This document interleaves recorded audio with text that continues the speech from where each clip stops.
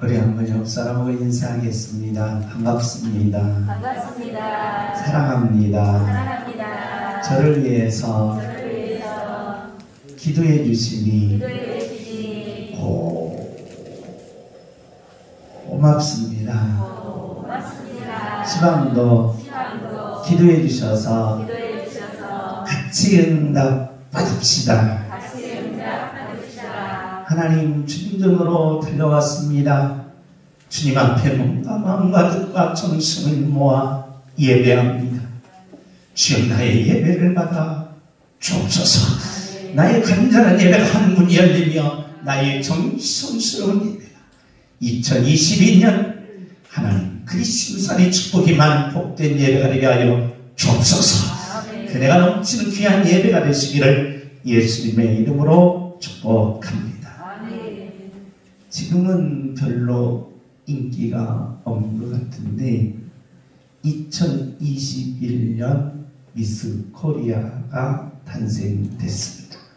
2022년인데 그래도 이 예쁜 아가씨들보다는 김정숙이 더 이쁜 것 같습니다.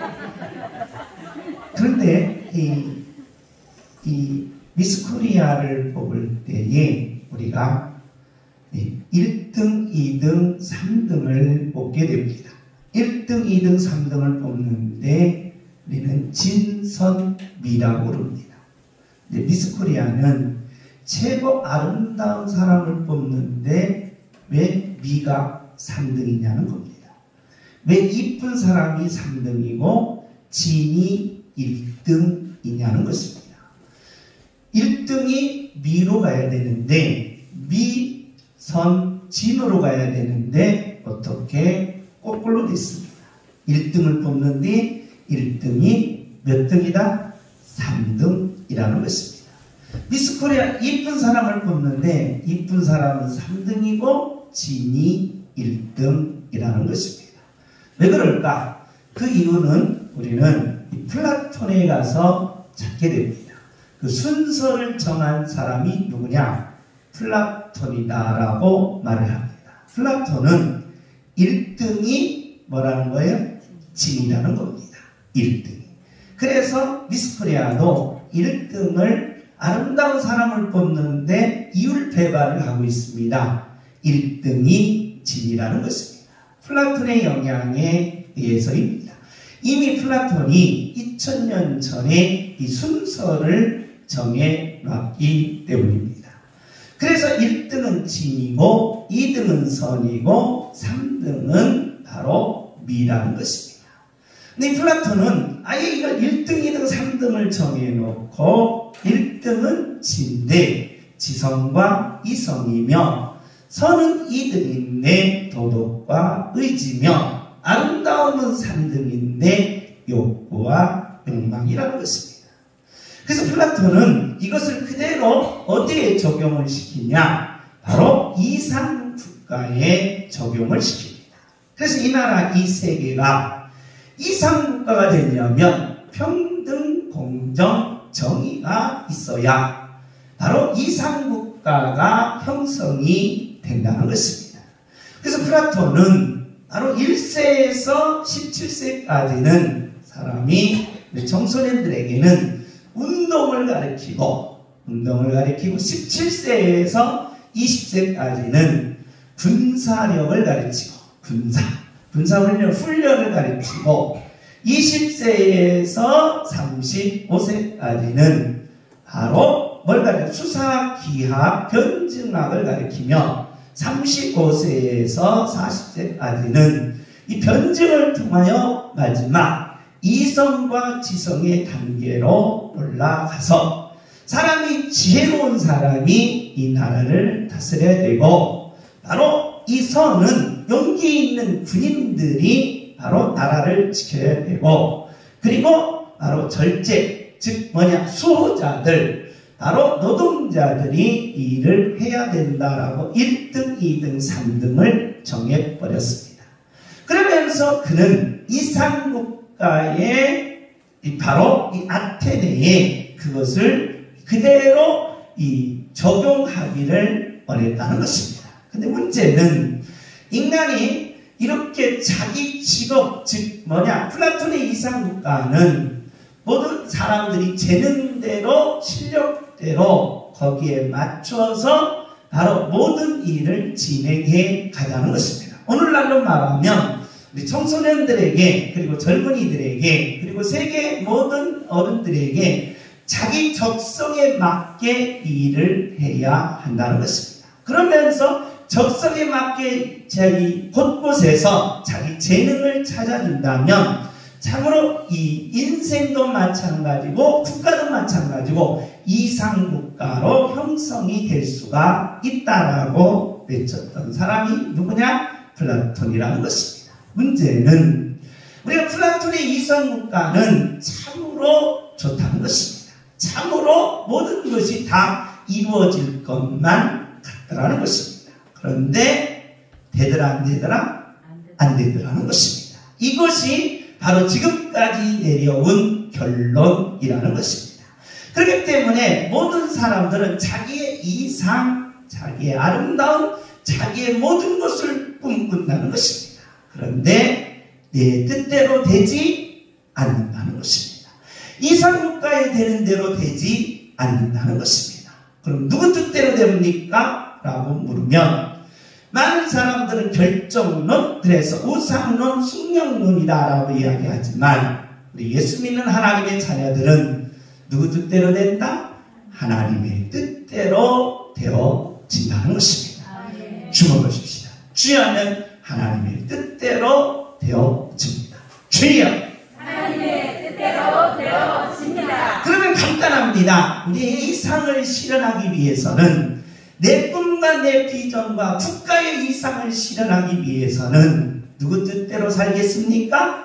하나님의 뜻대로 살겠습니다. 주여 하면 하나님의 뜻대로 살겠습니다. 주여 하나님의 뜻대로 살겠습니다. 주여 하나님의 뜻대로 살겠습니다. 국가의 이상도 마찬가지요, 개인의 꿈도 마찬가지요, 가정의 가장 행복도 마찬가지라는 것입니다. 그렇기 때문에 저와 여러분이 오늘 이 시간에 내 뜻, 내 고집, 내 경험을 내려놓고 하나님의 뜻대로 우리 가정에 가장 축복을 내리는 기적, 그리고 하나님의 뜻대로 내 인생에 가장 꿈을 이루는 기적이 이 예배를 통하여 이루어지게 하여 주옵소서. 그대가 넘치는 귀한 예배가 되시기를 예수님의 이름으로 축복합니다. 하나님을 만나려면 하나님의 이름을 부르라는 것입니다. 엘로와 샤다이 츠바웃도 아도나이. 우리는 매일매일 교회에 오면 우리 삼일체 노래, 이름에 대한 노래를 부르게 됩니다. 왜 그렇습니까? 하나님의 이름을 부르면 하나님이 만나 주시겠다는 것입니다. 우리는 계속해서 신명기를 살펴봅니다. 신명기는 모든 인간의 삶은 감사로 바꾸라는 것입니다. 왜 그러느냐? 우리가 원망하고 불평하고, 우리가 원망과 불평은 자기 자신이 넘어지고 자기 자신이 후퇴하고 자기 자신을 실패로 끌어간다는 것입니다. 그렇기 때문에 저와 여러분이 항상 내 입에서, 내 마음속에서 원망과 불평과 절망은 상대방을 넘어뜨리는 것이 아니라, 상대방을 이기는 것이 아니라 내 자신을 점점 후퇴시키고 넘어뜨리게 한다는 것입니다. 그러나 감사는 반드시 자기 자신을 일으키게 만듭니다. 반드시 자기 자신을 승리로 이끈다는 것입니다. 왜 하나님은 감사와 원망을 왜 이렇게 구분해서 해놓으셨느냐라고 묻거든, 바로 감사는 예수님의 부활을 상징한다는 것입니다. 부활의 영광에 참여한 자는 반드시 죽음을 깨뜨리고 일어난다는 것입니다. 부활의 영광을 참여한 자는 어둠을 깨뜨리고 반드시 승리로 바꾼다는 것입니다. 그렇기에 우리는 부활의 영광에 참여한 자들은 감사로 반드시 일어나고 나가서 승리의 멸관을 받는 능력자들이 되시기를 예수님의 이름으로 축복합니다. 그래서 신명기는 계속해서 하나님의 자녀들에게 이 부활의 영광에 참여할 것을 계시하는 내용이라는 것입니다. 오늘은 바로 이 율례에 대한 내용입니다. 하나님께서 하나님의 백성들에게 시내산에 올라온 모세에게 계명을 내리십니다. 명령이라는 것입니다. 그래서 하나님의 명령은 계명이요, 이 계명은 곧 율법입니다. 그래서 창세기, 출애굽기, 레위기, 민수기, 신명기까지는 하나님의 율법서이며 율법서는 613가지의 법령이 있게 됩니다. 근데 613가지의 법령을 구분하면 세 가지로 간략하게 요약이 됩니다. 그 첫째는 계명입니다. 십계명입니다. 그래서 저와 여러분이 창세기 이 십계명은 성경책 제일 앞면에 꼭 예수 믿는 사람들이 외워야 될 계명으로 이렇게 놓여져 있습니다. 두 번째는 규례입니다. 613가지의 이 법령을 구분시켜서 두 번째 규례라는 것입니다. 번제와 소제와 속번제와 화목제와 속제제가 있습니다. 바로 요제와 화제와 거제, 전제로 드리는 제사법이 있고 수장절, 칠칠절, 오순절이라는 바로 절기를 가리켜 제사입니다. 그래서 계명은 하나님께서 주신 명령이요, 규례는 하나님과 나 사이의 제사에 대한 내용이고, 그리고 하나님께서 율례를 명령하신다는 것입니다. 율례는 사람과 사람의 관계를 이야기한다는 것입니다. 그래서 이 땅에 바로 이 율례는 우리 현실의 생활에 적합한 내용이라는 것입니다. 자, 우리 현실의 관계에서 첫째, 하나님은 무엇을 이야기하시느냐? 율례의 신명기 17장 8절입니다. 우리 다 같이 읽습니다. 시작. 내 성중에서 서로 피를 흘렸거나 다투었거나 불타하거나 서로 간에 구사하여 내가 판결하기 어려운 일이 생기거든 너는 일어나 내 하나님 여호와 앞에서 같이 스스로 올라가서. 사람이 생활하다 보면 사람과 사람끼리 관계 속에 뭐 할 때가 있다? 다툴 때가 있다는 것입니다. 그리고 다투다가 내 마음과 내 성격대로 안 되면 뭐가 나갈 때가 있어요? 주먹이 나갈 때가 있다는 것입니다. 그러면서 이 주먹이 나가고 서로 치고받고 네가 잘났다 내가 잘났다라고 서로 싸우다 보면 무슨 관계가 있다? 고소 관계가 있다는 것입니다. 이걸 가리켜 우리는 율례라는 것입니다. 하나님께서는 이 율례를 어떻게 해결해 가시게 하셨느냐라는 것입니다. 우리 한번 9절입니다. 9절 다 같이 읽습니다. 시작. 내 사람 제사장과 당시 재판장에게 나아가서 묻으라. 그리하면 그들이 어떻게 판결할지를 내게 가르치니. 네가 잘했느냐 내가 잘했느냐, 이거 서로 싸우다 보면 주먹이 날아가고 그 다음에 피가 나고 그래서 고소까지 가니까 이게 처음부터 그러면 안 된다. 그러면 사람이 네가 잘났느냐 내가 잘났느냐 라고 말할 때 어떻게 판단하면 되느냐? 옆에 사람 한번 보시기 바랍니다. 네가 이쁘냐 내가 이쁘냐 한번 물으시기 바랍니다. 네가 이쁠 것 같냐 내가 이쁠 것 같냐, 네가 이쁠 것 같냐 내가 이쁠 것 같냐라고 물어보라는 겁니다. 그럼 따라서 합시다. 누가 대답해요? 거울이 대답합니다. 거울한테 물어보면 됩니다. 거울아 이 세상에서 누가 제일 예쁘냐 라고 하면 백설공주입니다. 그러니까 우리가 누가 어떻게 잘났느냐 누가 옳으냐라고 판결을 해야 되는데 이 판결법이 참으로 어렵다라는 것입니다. 그래서 하나님께서는 10절입니다. 10절 우리 다 같이 읽습니다. 시작.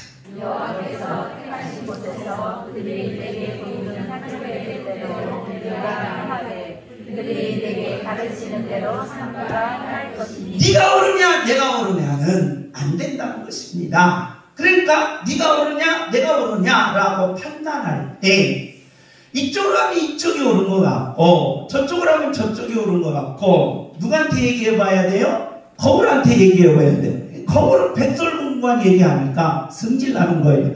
그래서 하나님께서는 뭐라고 말씀하시느냐, 네가 옳으냐 내가 옳으냐라고 옳은 판단을 할 때 하나님이 가르쳐 주신 대로 하면 된다는 거예요. 할렐루야. 하나님이 가르쳐 주신 대로 하면 된다는 것입니다. 그걸 가르쳐 우리는 뭐라고 한다? 율례라는 것입니다. 그래서 율례는 하나님이 가르쳐 주신 대로 저와 여러분이 사람과 사람끼리의 관계를 판단하라는 것입니다. 자, 하나님께서 가르쳐 주신 내용이 뭐냐? 레위기 19장 9절입니다. 우리 다 같이 읽습니다. 시작. 너희가 너희의 땅에서 곡식을 거둘 때에 너는 반 모퉁이까지 다 거두지 말고 위에 떨어진 이삭도 줍지 말며. 하나님이 가르쳐 주신 것이 뭐냐? 자, 농사를 졌어요. 농사를 져서 벼를 비는 겁니다. 벼를 폈는데 벼를 싹 비지 말라는 거예요. 비지 말고 한 모퉁이를 남겨놓으라는 거예요. 한 모퉁이를 남겨놓으면 가난한 자들이 와서 그것을 배다가 먹고, 혹시 여행 와서 여행 갔는데 뭐가 떨어질 수가 있어요? 돈이 떨어질 수가 있어요. 뭘 잊어버렸기 때문에, 지갑을 잊어버렸기 때문에 돈이 떨어질 수가 있습니다. 저도 교회에 이렇게 생활하면 어떤 분이 왔어요. 부산서 왔는데 차비가 떨어졌다는 거예요. 불쌍해서 있는 돈 없는 다 끌어줬더니 완전 사기친 거예요. 그러니까 이분과 여행역에 오면 돈을 주라는 거예요. 그러니까 곡식을 농사를 지면 한 모퉁이를 남겨놓고 가난한 자들이 그걸 거두다가 먹고, 그 다음에 여행객들이 오면 그것을 거두다가 먹어서 가난한 자와 여행객에게 배불리 하라는 것입니다. 이것이 하나님이 인간관계에 율례라는 것입니다. 우리가 윤리적으로 보면, 자, 가난한 자들이 왔을 때 우리가 뭘 줘야 돼요? 먹을 것을 줘야 됩니다. 그런데 하나님은 미리 얘기한 거예요. 미리 거두어놓지 말고, 거두어서 주지 말고 미리 논에다가 그들이 먹을 것을 미리 뭐해라? 남겨놓으라는 것입니다. 그러니까 우리가 월급 타면 미리 떼놔요. 그 사람 줄 것을. 우리가 월급 타면 미리 그 사람이 도와줄 것을 미리 생각해서 떼놓으면 그게 속이 편타는 거예요. 속이 편타는 거예요. 자, 10절입니다. 10절 다 같이 읽습니다. 시작. 왜 포도원의 열매를 다 따지 말며 왜 포도원에 떨어진 열매도 줍지 말고 가난한 사람과 거류민을 위하여 버려두라. 밭농사를 짓는데, 과일 농사를 짓는데 밭농사에 고추를 심었는데 고추를 다 걷어버리고, 그 다음에 꾀를 심었는데 꾀를 다 걷어버리고, 가난한 자들이 전혀 못 먹게 하지 말고 한 모퉁이를 내놔서 이분들이 먹을 것을 남겨놓으라는 것입니다.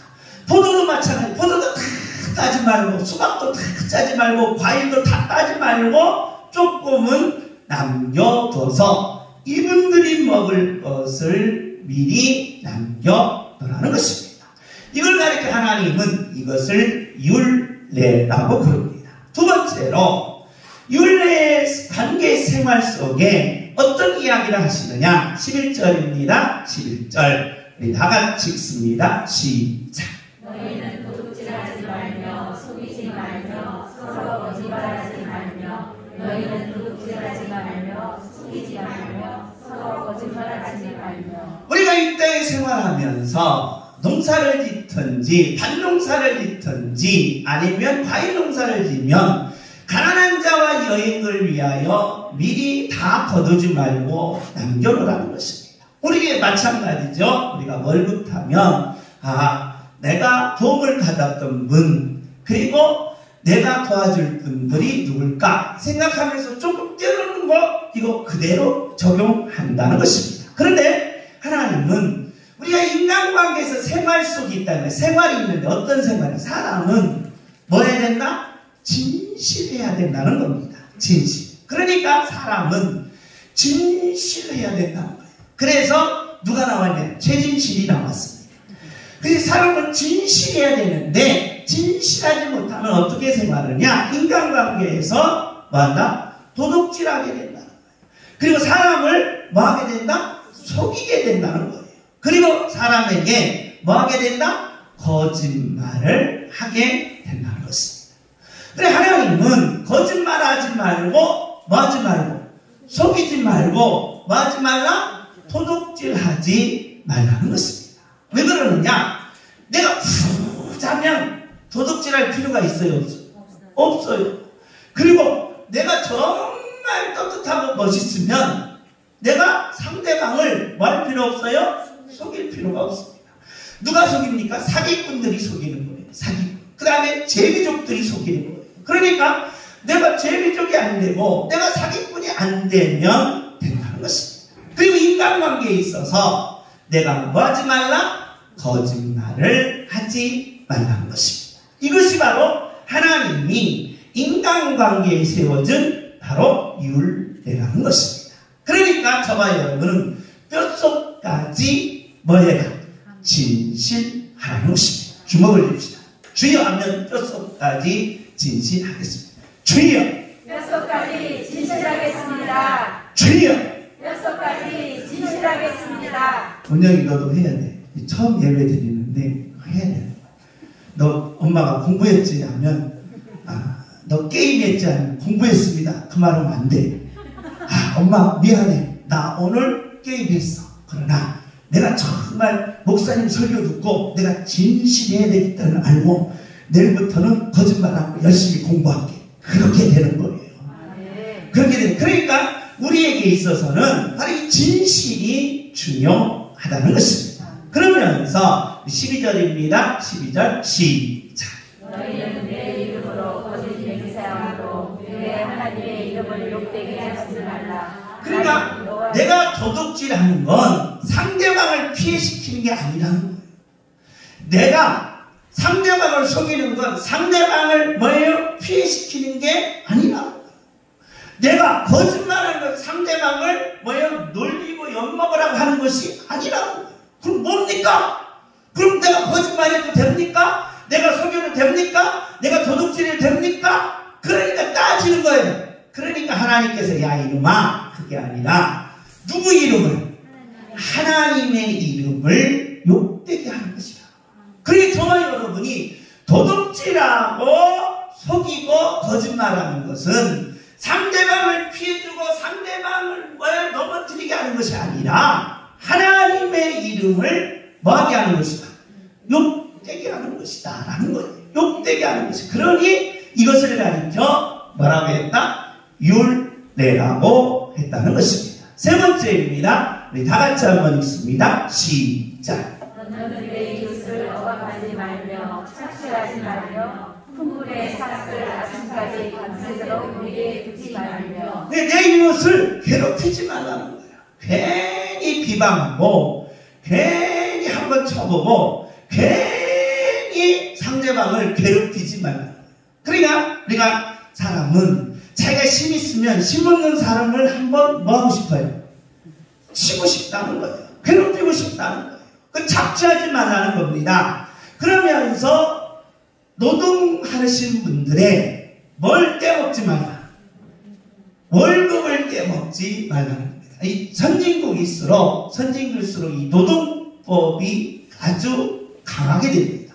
그러니까 바로 이 주인은 사장님은 바로 이 노동자들의 월급을 떼먹는 일이 이제 비일비재했는데 그게 이제 없어진다는 것입니다. 그러면서 뭐라고 말씀하시느냐? 14절입니다. 14절 우리 다 같이 읽습니다. 시작. 너는 먹은 자를 저주하지 말며 네 앞에 장애물을 놓지 말고 네 하나님을 경배하라. 나는 여호와이니라. 이웃을 상대방과 인간관계에 있어서 내가 조금 잘났다고, 내가 조금 공부 잘한다고, 내가 조금 머리 좋다고, 내가 조금 먼저 그 사람보다 출세했다라고 그 사람을 괴롭히거나 내가 힘있다고 그 사람을 비방하고 넘어뜨리지 말라는 것입니다. 그래서 내가 사장이라고 상대방의 월급을 착취하지 말라는 것입니다. 세 번째로는 바로 이 장애인들, 장애 가진 분들을 놀리거나 비웃지 말라는 것입니다. 이 장애를 가졌다라고 해서 놀리거나 비웃지 말라는 것입니다. 15절입니다. 15절 우리 나같이 읽습니다. 시작. 너희는 재판할 때 윤리를 따지지 말며 가난한 자의 편을 들지 말며 세력 있는 자라고 분하지 말고 공의로 사람을 재판할지며. 자, 재판장이 있습니다. 재판장은 사람을 놓고 판단하지 말고 그 사건을 놓고 그대로 판단하는 것입니다. 우리는 가난한 자를 보면 상대적으로 어떻게 됩니까? 도와주고 싶은 마음이 있는 겁니다. 그러다 보면 재판장이 도와주고 싶은 마음에 이 사람 편 들지 말라는 거예요. 가난한 자 편 들지 말고, 또 재판장은 부자들이 뒷주머니로 살짝 봉투에 주머니에 넣어준다고 해서 돈 받고 재판하지 말라. 돈 받고도 재판하지 말고, 가난한 자를 불쌍히 여겨 재판하지 말고, 그 사건에 대해서 공정하게 재판하는 것입니다. 그러면서 이웃에게는 어떻게 이야기하느냐? 자, 우리 다 같이 16절 우리 다 같이 읽습니다. 시작.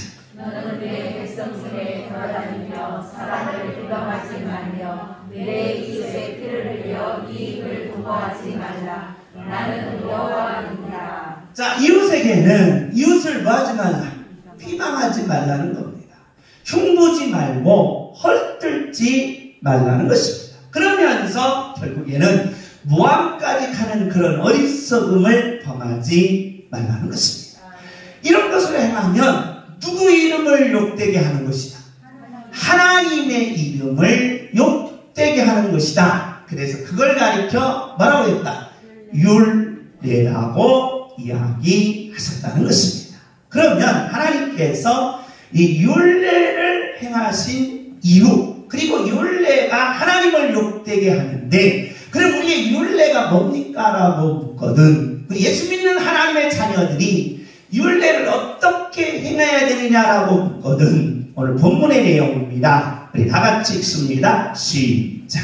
원수를 갚지 말며 동물을 멸망하지 말며 내 이웃 사랑하기를 내 자신과 같이 사랑하라. 나는 여호와입니다. 하나님께서 하나님을 욕되게 하지 아니하고 하나님의 백성들이 율례를 행하는 가장 기본적인 기준은 이것이라는 거예요.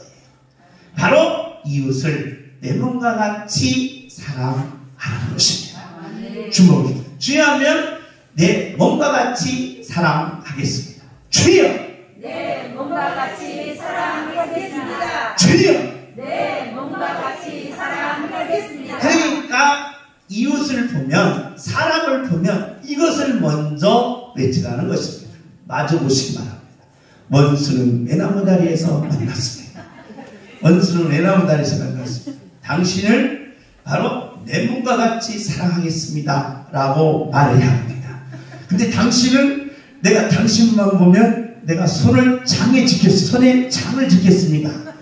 주여 하면 손에 장을 짓겠습니다. 주여! 그러면 안 된다 이 말이에요. 이웃을 내 몸과 같이 사랑하겠습니다. 주여!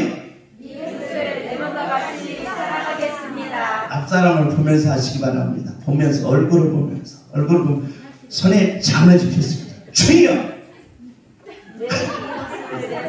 이웃을 내 몸과 같이 사랑하라고 왜 안 나오는가 봐요. 항상 손에 장을 짓는다는 것이 습관에 대해서 그런 거예요. 바꾸시기 바랍니다. 주여! 이웃을 내 몸과 같이 사랑하겠습니다. 사랑을 보면서 당신을 보면 손에 장을 짓겠습니다. 주여! 이게 안 나오는 거예요. 이게 지금 안 나오는 거예요. 여러분 평생 손에 장을 지셔도 이게 나와야 돼. 습관처럼 안 나와. 네. 보기만 하면 장 짓고 싶은 거예요. 당신을 보면 손에 장을 짓겠습니다. 주여! 이웃을 내 몸과 같이 사랑하겠습니다. 그게 나와 이 말이에요. 그게 안 나온다 이 말이에요. 그게 여러분과 제가 율례가 안 돼 있다. 율례가 되어 있으라는 거예요. 사람을 보면 손에 장을 짓겠습니다라고 하는 것이 나오는 것이 아니라 뭐가 나와야 돼? 사랑하겠습니다. 내 이웃을 내 몸과 같이 사랑하겠습니다. 주여! 내 이웃을 내 몸과 같이 사랑하겠습니다. 사람을 만났습니다. 원수를 만났어요. 주여! 내 이웃을 내 몸과 같이 사랑하겠습니다. 남편이 속상하게 여겼어요. 주여! 내 이웃을 내 몸과 같이 사랑하겠습니다. 남편이 술 먹고 왔어요. 주여!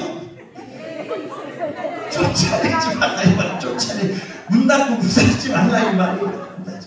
그러니까 남편이 부도내서 주여 내 이웃을 부르고 틀렸어. 법원파 찍어. 그러지 말라는 거예요. 법원같이 주여. 내 이웃을 내보다 같이 사랑하겠습니다. 왜 학생들은 안 치워? 학생들도 왕따시키는 아이들이 있어요. 그럼 안 된다 이 말이에요.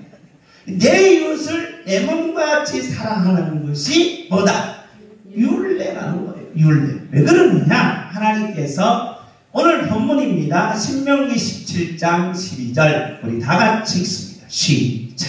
사람이 나를 무법하게 행하고 내 하나님 여호와 앞에 서서 섬기는 제사장이나 재판장에게 듣지 아니하거든 그 사람을 죽여 이스라엘 중에서 악을 제하여 버리라.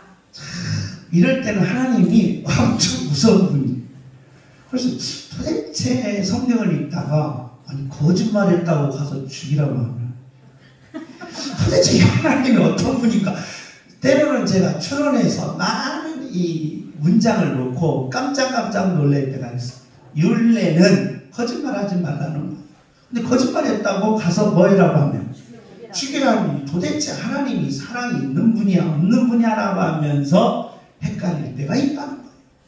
하나님은 율례를 어긴 자들은 뭐여라? 죽이라고. 거짓말하고 상대방을 비방하고 그런 사람은 죽이라고 거예요. 도대체 이런 하나님이 어디 있느냐라고 물을 수가 있다는 거예요. 근데 하나님은 왜 율례를 행하지 않는 자를 죽이라고 했느냐라는 거예요. 하나님께서 그 모세에게 이 율례를 계시하는 계시의 목적이 있다. 뭐냐? 율례는 두 가지라. 뭐냐? 바로 율례를 행하는 자는 뭐하고? 흥한다. 이웃을 사랑하는 자는 흥한다. 그러니까 율례를 행하는 자는 흥한다. 이웃을 내 몸같이 사랑하는 자는 흥한다. 너희가 흥하고 싶으냐? 사랑하라는 거예요. 망하고 싶으냐? 비방하라는 거예요. 그러니까 하나님이 이 기준을 정하신다. 그러니까 율례는 흥하는 길이야. 그러니까 율례를 통해서 하나님께서 하나님의 백성들에게 흥하는 길을 가르친다. 주목입니다. 내 인생, 여러분 인생, 가정의 인생, 우리 양문교회가 저는 율례의 은혜를 받아 흥했으면 좋겠습니다. 할렐루야. 주여 내게 흥함을 부어 주옵소서. 주여 내게 희망을 부어 주옵소서. 주여 내게 희망을 부어 주옵소서. 율례는 흥하는 길이다. 흥하는 길이기에 흥하는 길을 가르치기 위해서 하나님은 율례의 극단적인 이야기를 하시는 겁니다. 너희들이 망하는 길은 망해봐라. 죽음보다 더 무섭다. 망해봐라. 죽음보다 더 아프다. 망해봐라. 죽음보다 더 괴롭다. 그래서 하나님은 율례 흥하는 길을 계시한다는 것입니다.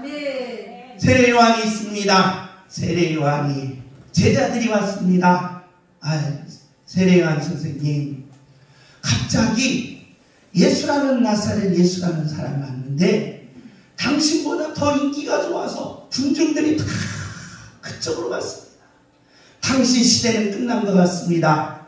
선생님 시대는 끝났고 선생님은 이제 다 한풀 꺾여진 인생 같습니다 라고 하며 제자들이 와서 묻는 겁니다. 그러니까 세례 요한이 멋있는 명 이야기를 남기게 됩니다. 요한복음 3장 30절 우리 다 같이 읽습니다. 시작. 그는 흥하여야 하겠고 나는 쇠하여야 하리라 하니라. 예수님은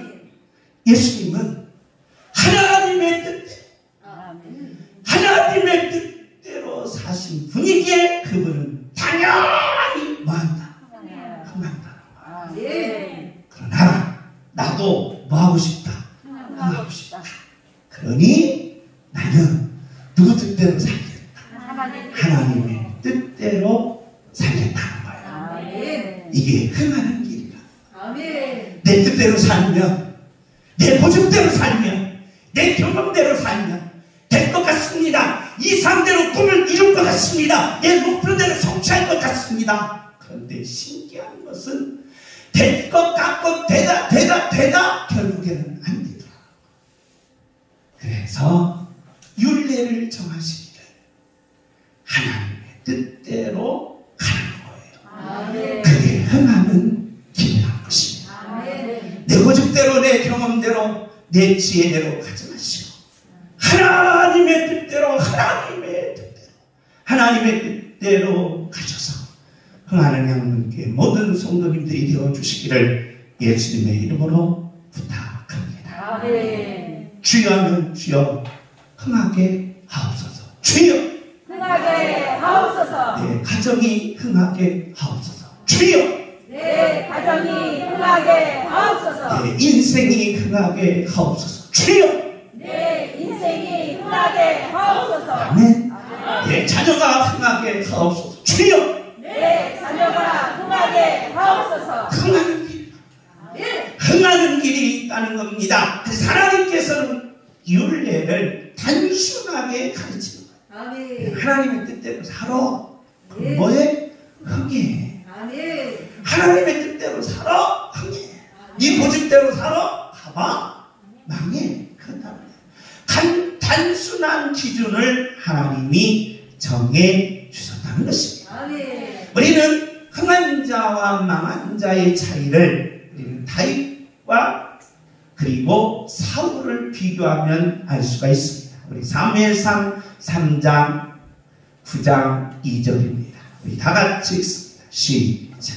이스에게 아들이 있으니 그의 이름은 사울이요 준수한 소년이라. 이스라엘 자손 중에 그보다 더 준수한 자가 없고 키는 모든 백성보다 어깨에 이만큼 더 크더라. 나는 결혼할 때 조건 아무것도 안 봐. 키는 180이고 월급은 한 500이고 그리고 건강검진이 전혀 알통은 이렇게 나와. 그런 남자를 좋아해. 나는 전혀 조건을 안 봐. 그런 나는 조건을 전혀 안 봐. 얼굴도 안 보고 키도 안 보고 그 다음에 학력도 안 보고 학력은 뭐 하버드 나오면 됐고 그리고 키는 180 이상이고 그리고 월급은 500이고 그 정도면 돼. 나는 전혀 조건을 안 봐. 근데 이 조건이 완벽한 사람이 누구냐? 사울이었어요. 사울이 뭐냐? 준수에 따라 베냐민 지파. 돈은 최고 많지. 돈이 이거야. 베냐민 지파. 돈 있지요? 키 크지요. 그리고 뭐예요? 키 크죠. 준수에 따라 잘생겼어요. 우리 교회에 홍건이처럼 잘생긴 것 같아요. 홍건이 나왔어요. 홍건이한테 너희 인물 50% 나줘를 준다고 그랬어요. 저도 희망이 생겼어요. 홍건이가 내 미모를 50% 준대. 희망이 생겼어요. 그렇게 잘생겼어요. 누가? 사울이. 공부도 잘하지. 돈도 있지. 키도 크지. 멋있지. 거기다가 승질나는 게 하나 더 있어요. 우리 3절입니다. 우리 다 같이 읽습니다. 시작. 사울의 아버지 기스가 암나기를 잃고 그의 아들 사울에게 이르되 너는 일어나 한 사람을 데리고 가서 암나기를 찾으라 하매. 거기다가 뭐까지 있어요? 아버지께, 부모님께, 뭐까지? 효도까지. 패주기 싶은 거. 뭘 한 가지 부족한 게 있어야 그 사람하고 뭐 해보지? 경쟁이라도 해봐서 이기려고 하는데 다 떨어져. 미모 떨어져. 학벌 떨어져. 돈 떨어져. 다 떨어져. 거기다가 인격까지 좋으니까 승질나는 거예요. 아버지께 부모님께 효도까지 잘하는 완벽한 인물이 누구냐? 사울. 그래서 사울을 가리켜 우리 그 뜻이 뭐냐? 가장 뭐한 자라? 큰 자. 높이 올라간 자라. 이런 사람은 100% 뭐 해야 돼? 성공해야 돼. 흥해야 돼. 100% 흥해야 된다는 겁니다. 근데 반대로 다윗을 보세요. 다윗 형들 중에 못나냐? 그래서 야 인마 너는 전쟁터를 못 나가. 뭐해? 양치기나 해 인마. 양치기. 그러면서 너는 힘도 없으니까 집에서 물이나 길고 엄마 침부림이나 해, 자식아. 그러면서 형들에게 왕따당하면서 훈련을 받습니까? 공부를 합니까? 아무것도. 왕따당하고 명청한 바로 다윗이었습니다. 그런데 두 사람이 외형적으로는 이렇게 비교가 되는데 다윗에게는 하나의 장점이 있어요. 장점. 어떤 장점이에요? 어떤 일이 있어도 나는 누구 뜻대로 살겠다. 그렇죠. 하나님의 뜻대로 살겠다. 그런데 사울은 이런 엄청난 장점을 가지고도 하나님의 뜻대로 안 사는 거예요. 만약에 이런 장점을 가지고 하나님의 뜻대로 살았다면 사울이 바로 바벨론의 느부갓네살 왕처럼 뭘 정복했다? 세계를 정복했을 겁니다. 세계를 정복하지 못하고 그만 그의 인생이 그만 떨어진 거예요. 이런 차이를 가져다 주는 것이 바로 율례라는 거예요. 율례. 그래서 율례를 저와 여러분이 무시하면 안 된다. 하나님이 내려주신 계명, 10계명도 중요하고 규례, 제사법도 중요합니다. 번제와 소제와 속건제와 속죄제와 화목제도 중요합니다. 그런데 중요한 게 더 있다는 거예요. 뭐예요? 율례라는 거예요. 하나님이 주신 명령이라는 것입니다. 우리는 하나님께서 하나님을 만나려면 하나님의 이름을 부르라. 그래서 하나님은 엘빌레일 샤다이 치바웃도 아도나이, 그 뜻은 스스로 있는 자 하나님으로 명칭합니다. 그 하나님이 누구다? 여호와. 신명기 32장 6절, 이사야 63장 16절, 이사야 64장 8절에 여호와라는 뜻이 뭡니까? 라고 묻거든 너를 낳아주시고 길러주신 누구라? 아버지라. 하나님은 아버지십니다라고 고백하며 하나님의 이름을 부르면 하나님을 만나주시는데 하나님의 이름을 통하여 하나님이 하시는 일이 뭐냐? 제사직, 왕직, 선지직이다. 그래서 창세기, 출애굽기, 여기 민수기, 신명기까지 제사에 대한 내용이 나타나고 눕게서부터 사무엘상하, 열왕기상하, 역대기상하, 에스라, 느헤미야, 에스더는 왕들에 대한 이야기가 나옵니다. 그러면서 이사야서부터 말라기까지는 선지자들의 일이 나와요. 그래서 하나님이 하시는 일은 제사직, 왕직, 선지직이다. 문제는 하나님이 이 일을 하면서 욥기, 시편, 잠언, 전도, 아가서가 나오는데 욥기는 바로 그분이 누구냐? 제사직, 왕직, 선지직을 이룬 분이 어떤 분이냐라고 묻거든. 누구다? 전능자라는 거. 절대자라. 그 절대자는 반드시 멋대로 왔습니다. 뜻대로 한다. 그래서 다윗은 시편에 내 뜻을 내려놓고 나는 누구 뜻대로 살겠습니다. 하나님 뜻대로 살겠습니다. 내 경험을 내려놓고 나는 하나님의 뜻대로 살겠습니다. 그래서 왕임에도 불구하고 날마다 무릎 꿇고 많은 거예요. 기도하며 묻는 거예요. 하나님 앞에 묻고 가는 거예요. 내가 왕이면 왜 묻습니까? 내가 왕이면 왜 하나님 앞에 엎드립니까? 내 한마디에 전 나라 국민들이 다 복종합니다.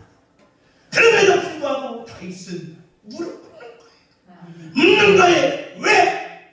이 나라가 흥하기 위해서, 이 민족이 흥하기 위해서, 이 백성이 흥하기 위해서, 내 가정이 흥하기 위해서, 내 자녀가 흥하기 위해서. 결론은 자기 자신이 흥하기 위해서라고. 할렐루야. 그러기에 시편 1편에 하나님의 뜻을 뭘로 나누냐? 복 있는 곳을 봤어요. 복 있는 자는 그만 뭐냐? 하나님의 뜻대로 사는 자는 그만이에요. 하나님의 뜻대로 사는 자는 어떻게 됩니까? 우리 다 같이 읽습니다. 시작. 그는 시내가에 심은 나무가 철을 따라 열매를 맺으며 그 잎사귀가 마르지 아니함 같으니 그가 하는 모든 일이 다 형통하리로다. 아멘. 아멘. 우리가 흥하는 길입니다. 아멘. 흥하는 길이 하나님이 어렵게 놨다면, 야, 너 교회 와서 10년 동안 절야해라. 너 무릎 꿇고 인생의 고행의 길을 걸어라. 너 재산 팔아서 가난한 자를 주라. 이 흥하는 길이 아니었다. 흥하는 길은 단순합니다. 내 뜻, 내 경험, 내 지식을 내려놓고 아멘. 나는 누구 뜻대로 살겠습니다. 하나님의 뜻대로 사는 자는 흥한다는 거예요. 아멘. 그래서 다윗은 이걸 가르쳐 자기 자신을 대비시키며 모든 일이 다 뭐였다?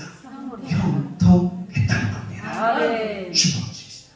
양문교회 성도님들이여, 저와 여러분은 흥해야 합니다. 아멘. 나도 흥하고 싶습니다. 아멘. 정말 흥하고 싶습니다. 아멘. 우리 양문교회도 흥하고 싶습니다. 아멘. 그리고 기도하면서 양문교회 성도님들이 흥하고 싶은 겁니다. 아멘.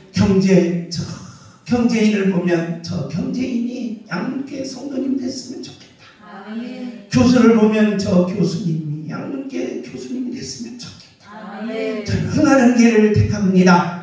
흥하는 길을 바랍니다. 흥하는 길을 원합니다. 흥하는 길을 바라고 바란다. 아멘. 그러려면 내 뜻을 내려놓으시고 아멘. 하나님의 뜻대로 일합시다. 아멘. 하나님의 뜻대로 나갑시다. 하나님의 뜻대로 승리합시다. 아멘. 그래서 흥하는 양문교회 성도님들이 되시기를 예수님의 이름으로 축복합니다. 아멘. 주목하십시오. 흥해야 됩니다. 아멘. 내 인생이 흥해야 돼요. 아멘. 여러분의 가정이 흥해야 돼요.